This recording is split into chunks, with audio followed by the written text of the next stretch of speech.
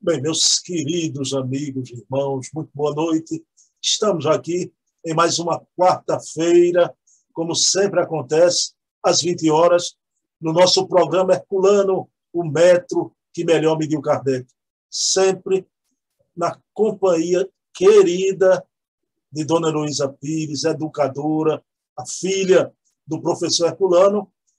E hoje, numa noite especial, vamos nos debruçar sobre uma obra que já falamos aqui, conversamos en passant, mas hoje vamos trazer a obra para estudarmos um trechinho dela. Mas antes, Dona Heloísa, eu convido a senhora para levarmos o pensamento a Deus e agradecer por esse momento de reunião, onde estamos unidos novamente, eu, Dona Heloísa, querido professor Herculano, a espiritualidade maior, e todos vocês que nos assistem, criando a mesma egrégora, essa egrégora de paz, de iluminação e de instrução, através da obra desse gênio, o querido professor José Herculano Pires. Então, que a espiritualidade maior nos inspire na noite de hoje em mais este programa. Minha querida Dona Heloísa, boa noite, tudo bom com a senhora? Graças a Deus, tudo bem. Graças à ligação com o plano espiritual superior, as preces ao Evangelho no lar e agora virtualmente nas casas espíritas, logo presencialmente, porque nós sozinhos nada somos. Bom, eu sempre anuncio de supetão, mas hoje eu esperei a prece. Pessoal, eu e Dona Heloísa já tocamos aqui algumas vezes, né?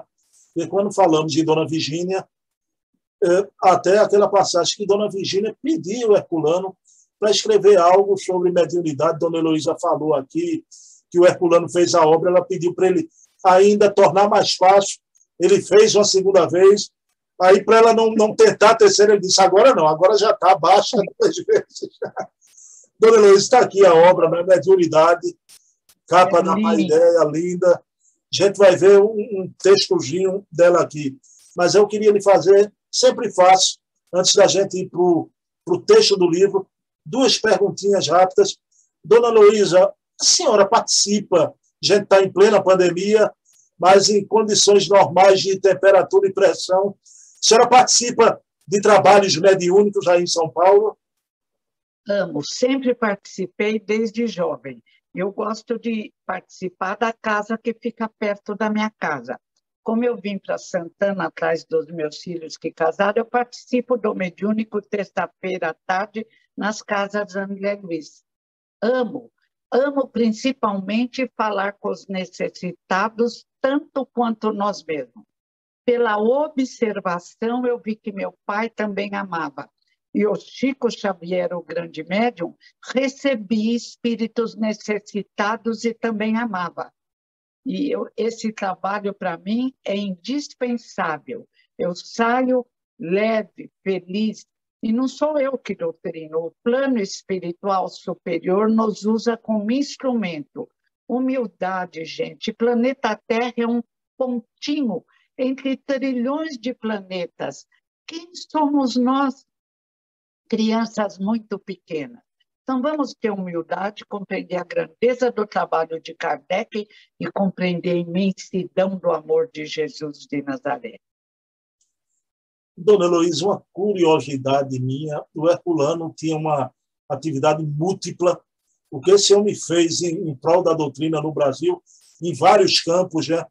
Mas uma coisa, para que não fique dúvida, o Herculano não era feito... Eu sei que ele já criou, queria que a senhora até falasse, grupo mediúnico, centro espírita, mas ele não era feito a dirigir tarefa mediúnica, não é? Como orientador mediúnico, não é? Ele gostava de conversar com os espíritos, mas ele não tinha também muito tempo. E ele gostava que todo mundo participasse do trabalho. Ele não se julgava maior do que ninguém, não se colocava como orientador ou professor, jamais. Mesmo no clube do jornalista, ele fazia uma mesa, sentava ele, o português, seu Fernando, mais uma pessoa, para todo mundo participar. Uma humildade incrível. Então, ele nunca ficou tentando ficar na sessão, mesmo porque ele escrevia, trabalhava, ele logo arrumava alguém para cuidar daquela parte. E confiava nas pessoas. Ele não achava que ele era o tal. Essa informação, para mim, foi muito importante, não é? Mas, Dona Heloísa, muito importante, Dona Heloísa, eu já ouvi uma vez ou outra por aí que Herculano era orientador de mediunidade. Foi muito bom a senhora falar, não é? Teria muita vaidade, muita pretensão, que era uma coisa que o pai não tinha. Ele dizia, somos apenas instrumento. O plano espiritual é o controlador, é quem ajuda, é quem dirige. Porque a gente nem enxerga o lado de lá, como vai ajudar, como vai orientar? É muita pretensão. Mas, Dona Heloísa, então vamos para a obra Mediunidade, né? Vamos. Dona Heloísa, Apoiada pela mãe. digamos assim, obra de autoria de Herculano Pires, by Maria Virgínia Pires, participando ali juntinho. Firme. Conversavam em pé de igualdade, a mãe era firme também e protegia o pai e achava que ninguém podia criticar o pai porque ele era idealista, corajoso e uma vida dedicada à família e à divulgação. Perfeito. Minha amiga, então, eu escolhi um texto. Dona Heloísa, é um parágrafo que a gente vai trazer aqui. Dona Heloísa, me permita dizer, a gente sabe, tirando Kardec, né, o livro dos médios é um verdadeiro tratado de mediunidade. Né? O livro dos médios é o concurso. Mas que eu vou colocar aqui na tela, para mim, deve existir outro. Deve existir. Para mim, foi o maior texto sobre o fenômeno mediúnico, o ato mediúnico que eu já li em toda a minha vida. Dona Heloísa, esse texto é de uma beleza, de uma grandeza. Herculano, com a inspiração dele, Herculano descreve o que é o ato mediúnico. Aí, novamente, como a gente já falou da biografia dele, a gente fica perguntando, né, que homem é esse, de que alturas vem um homem que escreve um texto desse, pelo amor de Deus. A senhora permite eu compartilhar aqui na tela o texto? Eu adorarei. Vamos lá.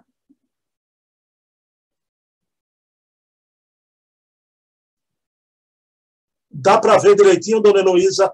Capítulo 5. Tá, perfeito. Perfeito. Pessoal, eu vou ler. E aqui vamos entrar numa vibração maravilhosa. Esse texto é antológico, do livro Mediunidade, capítulo 5, Ato Mediúnico. O ato mediúnico é o momento em que o espírito comunicante e o médium se fundem na unidade psicoafetiva da comunicação. O espírito aproxima-se do médium e o envolve nas suas vibrações espirituais. Essas vibrações irradiam-se do seu corpo espiritual, atingindo o corpo espiritual do médium. A esse toque vibratório, semelhante a de um brando choque elétrico, reage o perispírito do médium. Realiza-se a fusão fluídica. Há uma simultânea alteração no psiquismo de ambos. Cada um assimila um pouco do outro. Uma percepção visual desse momento comove o vidente que tem a aventura de captá-la. As irradiações perispirituais projetam sobre o rosto do médium a máscara transparente do espírito. Compreende-se, então, o sentido profundo da palavra intermúndio. Meu Deus! Deixa eu respirar aqui, que essa passagem é belíssima. Compreende-se, então, o sentido profundo da palavra intermúndio. Ali estão fundidos e, ao mesmo tempo, distintos o semblante radioso do espírito e o semblante humano do médium, iluminado pelo suave clarão da realidade espiritual. Essa superposição de planos dá aos videntes a impressão de que o espírito comunicante se incorpora no médium. Daí a errônea denominação de incorporação para as manifestações orais. O que se dá não é uma incorporação, mas uma interpenetração psíquica, como a da luz atravessando uma vidraça. Que comparação genial, dona Heloísa. O que se dá é uma incorporação, mas uma interpenetração psíquica, como a da luz atravessando uma vidraça. Ligados os centros vitais de ambos, o espírito se manifesta emocionado, reintegrando-se nas sensações da vida terrena, sem sentir o peso da carne. O médium, por sua vez, experimenta a leveza do espírito, sem perder a consciência da sua natureza carnal, e fala ao sopro do espírito, como intérprete que não se dá o trabalho da tradução. Minha querida dona Heloísa Pires, o que dizer de um maravilhoso, grandioso como esse? Seu papai aí atingiu as raias do sublime, viu, dona Heloísa? Filosofia, poesia, realidade e ciência. É lindo, lindo, lindo. Às vezes também eu leio, esse eu não lembrava, foi muito bom relembrar.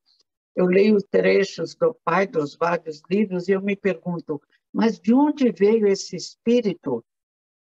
Quem ele foi no passado? E junto uma bondade que nos encantava, nunca exigiu nada do outro. Ele se posicionava ligando-se a Jesus, agindo corretamente e exemplificando. Foi dessa forma que ele conseguiu educar e ajudar a tantos. Que ele receba o nosso carinho, o nosso abraço, o respeito, junto com a dona Virgínia, que era a guardiã fiel de Herculano Pires contra os maus elementos encarnados e desencarnados. Não, eu imagino porque ele escreveu essa obra inspirado pela esposa. Né? Então, traz uma página dessa. Dona Virgínia, a senhora devia ter interferido em todas as obras, embora todas as obras são geniais, né? Mas Herculano fez essa no sentido de uma reverência à esposa. Né? Que ela queria uma explicação detalhada. E ele conseguiu. Simples, fácil, mas de uma beleza espiritual. Dona Heloísa, a senhora falou que trabalha como doutrinadora. O pessoal hoje chama o nome dialogador. Eu respeito. Eu acho uma questão pequena. Eu prefiro doutrinador. Eu também, é do meu tempo. Desobsessão e doutrinação. Mas eu sigo as regras da casa. Não, orientação e orientador. Tudo bem. Essa questão não cabe polêmica vazia. Quem quiser chamar dialogador, chame. Mas o que eu queria lhe perguntar, muita gente ainda erradamente, pessoal que não é afeito ao estudo, usa muito a palavra incorporação. Mas, dona Heloísa, a senhora, quando conversa com o médium, a senhora percebe isso, o que Herculano diz. Não é incorporação, é uma interpenetração psíquica, como a luz atravessa uma vidraça. O que é que a senhora me diz isso quando a senhora está doutrinando? É isso mesmo?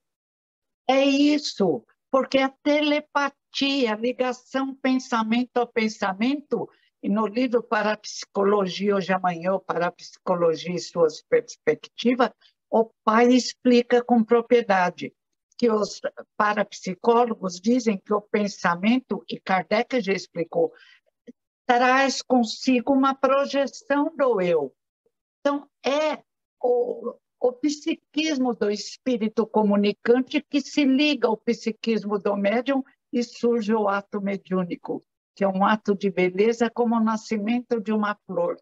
Duas mentes unidas para uma auxiliar a outra, ou às vezes para as duas serem esclarecidas por entidades maiores, mais velhas.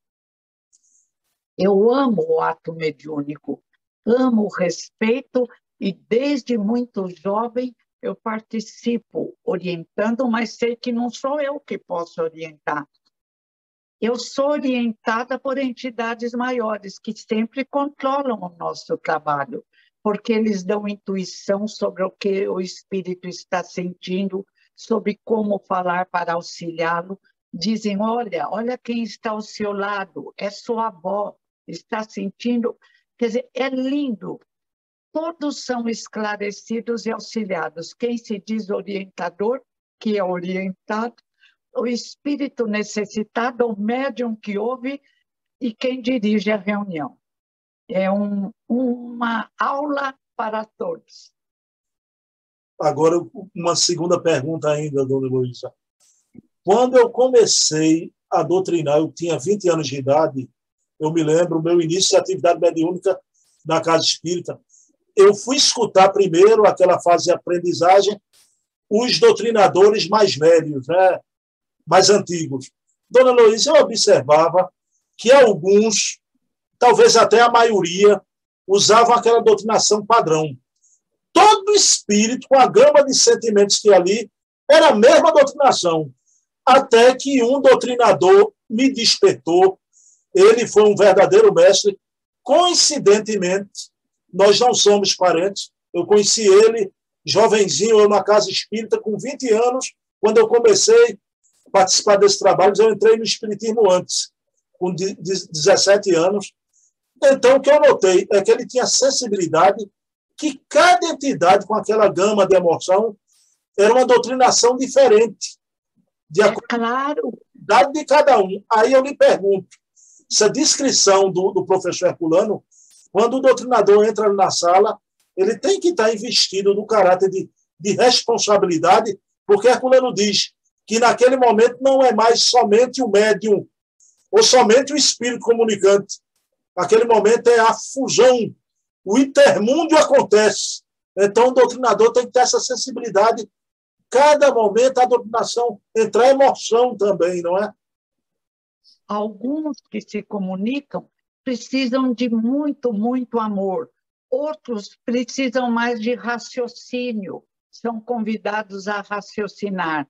Então, a gente tem que permitir que o plano espiritual nos oriente, porque não seria possível, numa reunião de 40, uma hora, sentirmos cada necessitado que surge. É um trabalho de amor, é um trabalho de humildade. Eu creio que é um dos trabalhos mais lindos da Casa Espírita, a libertação de espíritos chamados obsessores, que às vezes são obsedados pelos encarnados, que com pensamentos menores os atraem, ou por ligações do passado, de ódio. Então, é um momento de libertação. No intermúndio, às vezes, dois, ou do lado de cá e o do lado de lá, são libertados. E, às vezes, o que se comunica tem que se libertar do seu obsessor encarnado. Bom, e a última pergunta da noite, minha querida Dona Heloísa. Veja bem, Dona Heloísa, a doutrina espírita veio, afinal de contas, pela mediunidade. Tá? Digamos até assim, sem mediunidade não haveria doutrina espírita. Aí a pergunta que eu lhe faço, Dona Heloísa, né? Mas, infelizmente, nos dias de hoje, o que vemos, a mediunidade tão barateada, tá? Mediunidade tratada realmente, não é? De forma desrespeitosa, né? Através de artifícios aí, de um misticismo barato, até sendo falseada através da mentira. E hoje que se fala tanto em resgatar a obra teórica, esses documentos todos, a gente precisa, dona Heloísa, resgatar a mediunidade e colocá-la nesses moldes de respeito, como o professor Herculano colocava, não é, dona Heloísa? A mediunidade é a alma da nossa doutrina, não é? Nossa, e a parapsicologia, que vem depois do espiritismo, mas concorda em tudo com Kardec, também fala sobre os fenômenos teta, fenômenos de espíritos comunicantes, de chamados mortos que aparecem, que se comunicam, e respeita profundamente, inclusive Luísa Heine, a esposa de Joseph Heine, que também deixa livros escritos. Infelizmente, eu gravei o que eu gostei mais da Luísa Heine, Os Canais Ocultos da Mente, onde ela conta vários casos de visão remota, de visão de espíritos que desencarnaram. Muito interessante o livro, atualíssimo. E a cada dia surgem mais livros comprovando esse trabalho mediúnico que, como diz Paulo de Tarso, a Bíblia é um livro mediúnico. É o livro onde mais aparecem anjos se comunicando. Embora na Igreja Católica tenhamos confundido anjos, mas estávamos lá e era o nosso modo de ver, era a nossa idade mental. Anjos que seriam criados por Deus já perfeitos, enquanto a humanidade foi criada de uma forma imperfeita, haveria uma injustiça. Anjos são apenas a luz do Espiritismo, espíritos que evoluíram, que melhoraram. Ou seja, todos nós, alegoricamente, é uma alegoria, seremos anjos. Basta evoluir bastante, vai demorar, mas chegaremos lá. Mas eles têm asa? Não. Nós, crianças, imaginamos, porque eles têm um caminhar deslizante e nós uma caminhada pesada, grosseira, que eles teriam asas. É lindo os anjos à luz do Espiritismo, tão lindo quanto os anjos à luz da Bíblia, no Velho e no Novo Testamento. Eles aparecem mais do que no meio espírita, os anjos da Bíblia, do Velho e do Novo Testamento. Pronto, adorei a sua definição. A Bíblia é um grande livro mediúnico também, né? Do início ao fim. Paulo de Tarso falou, é um livro mediúnico. Do Antigo ao Novo Testamento. Né? Nossa, história... é o anjo que aparece para Zacarias. Olha, é o anjo que aparece para Maria, é mais anjo do que espírito perturbado. Bom, esses anjos aparecem na nossa vida.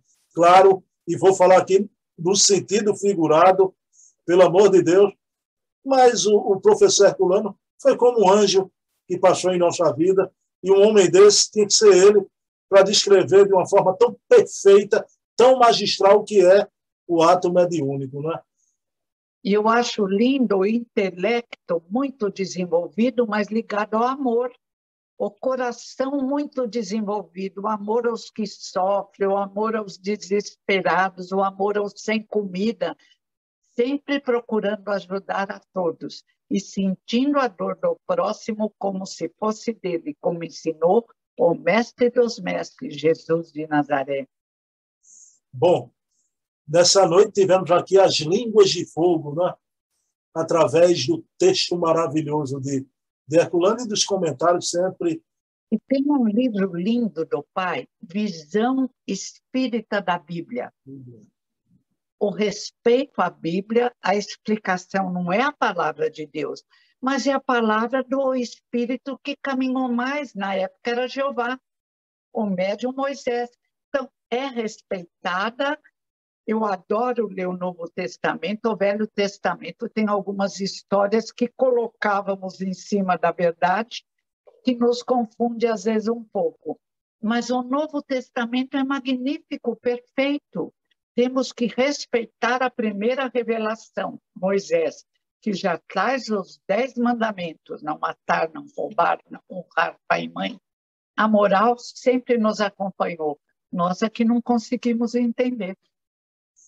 Bom, para a semana já está anunciado o livro aqui que vamos ver, Dona Heloísa, Visão Espírita da Bíblia, viu? Ai, que bom, é lindo. Já Muito bom. agendamos, viu? Dona Heloísa, vamos entrar em oração nesse momento. Então, agradecer por esse momento de ligação com o plano superior, esse momento do intermúndio também, não de uma forma como ato mediúnico, mas sim através do pensamento, da prece. Nos encontramos aqui em contato com o professor José Herculano Pires, com a equipe espiritual que orienta todo o trabalho do professor Herculano Pires, e agradecer a Deus por tudo de bom que tivemos já na noite de hoje, com esse momento tão belo, o momento da fusão, do intermúndio, do ato mediúnico. Paz e bem, que Jesus amanheça em nossos corações. Um beijo na alma de todo mundo. Pessoal, semana que vem, na mesma Herculano Hora, 20 horas, eu e Dona Heloísa, essa médium de inspiração. Ela é doutrinadora, mas para mim ela é uma médium de inspiração. Tenho dito, viu, Dona Heloísa? Olha, me deixa convencida, pelo amor de Deus. Olha, Nós não somos nada. Um cisco, como dizia Chico, então eu sou uma poeirinha, mas estou muito feliz como poeirinha que vai subir a escada de Jacó. Vamos lá, o Espiritismo, a prece, o passe, a desobsessão nos auxiliam. olha, um beijo, viu? Olha, lembrança, a Cátia, a senhora nem viu. Ela já passou ali por trás, viu? É hora de terminar a entrevista, viu?